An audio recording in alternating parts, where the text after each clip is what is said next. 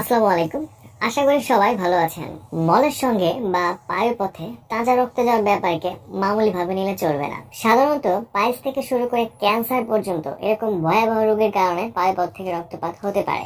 অনেক সময় মলের সঙ্গে কালো রঙের পিচ্ছিল রক্ত যায়, যা টয়লেট ফ্লাশ করলে কখনো কখনো রয়ে যায়। এটি কিন্তু তাজা রক্ত নয়। সাধারণত পাকস্থলী বা অন্ত্র থেকে রক্ত ক্ষরণ হলে তা মলের সঙ্গে কালো আলকাত্রার মতো রং ধারণ করতে পারে।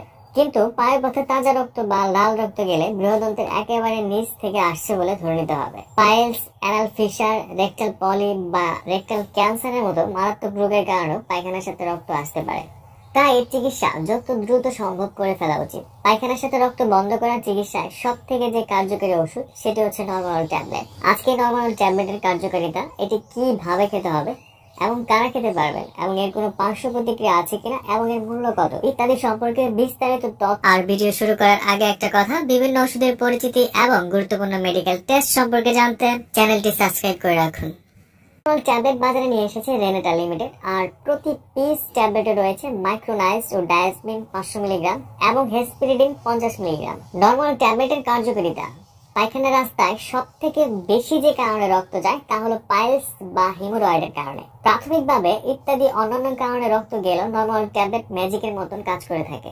নরমাল ট্যাবলেট মলত্যাগ স্বাভাবিক করে এবং রক্ত আসা বন্ধ করে দেয়। বলা যেতে পারে পায়খানার সাথে রক্ত আসা চিকিৎসায় নরমাল ট্যাবলেট একটি অব্যর্থ ঔষধ। এই নরমাল ট্যাবলেট আপনি কিভাবে খাবেন? নরমাল ট্যাবলেট খাবার নিয়মটা একটু ব্যতিক্রম। অ্যাকিউট হিমোরয়েড চিকিৎসায় 3টি করে ট্যাবলেট দিনে 2 বার খেতে হবে প্রথম 4 দিন। তারপর রক্তপাড়া কমে গেলে 2টি করে ট্যাবলেট 2 বার খেতে হবে পরের 3 দিন।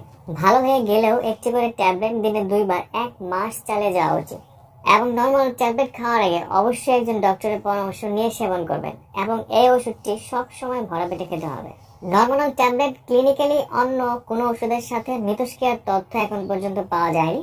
তবে যাদের এই ওষুধের যে কোনো একটি গ্রুপের প্রতি অতি সংবেদনশীল তাদের জন্য এই নরমাল ট্যাবলেটটি প্রতিনির্দেশিত।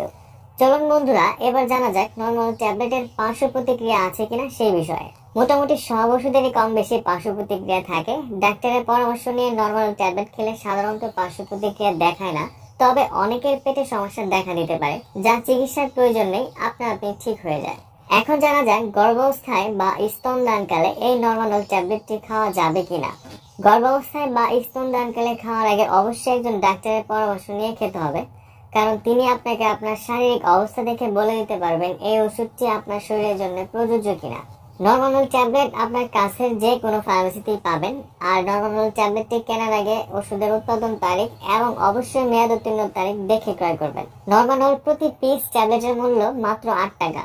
ওষুধটি সরাসরি সূর্যের আলো থেকে দূরে রাখবেন এবং সকল ওষুধ শিশুদের নাগালের বাইরে রাখবেন। নরমাল ওষুধ সম্পর্কে আজকে ছিল এই পর্যন্তই। ওষুধ সম্পর্কে আপনার যদি কোনো প্রশ্ন থাকে তাহলে আমাকে কমেন্টস করে জানাতে পারেন, আমি সেখানে উত্তর দেওয়ার চেষ্টা করব। এবং সকল ওষুধ ডক্টরের পরামর্শ নিয়ে গ্রহণ করবেন। আর হ্যাঁ, এমন তথ্যমূলক ভিডিও পেতে ডক্টরস এন্ড ডায়াগনস্টিক বিডি চ্যানেলটি অবশ্যই সাবস্ক্রাইব করবেন। পরবর্তীতে আবার দেখা হবে। সেই পর্যন্ত ভালো থাকুন, সুস্থ থাকুন। ধন্যবাদ।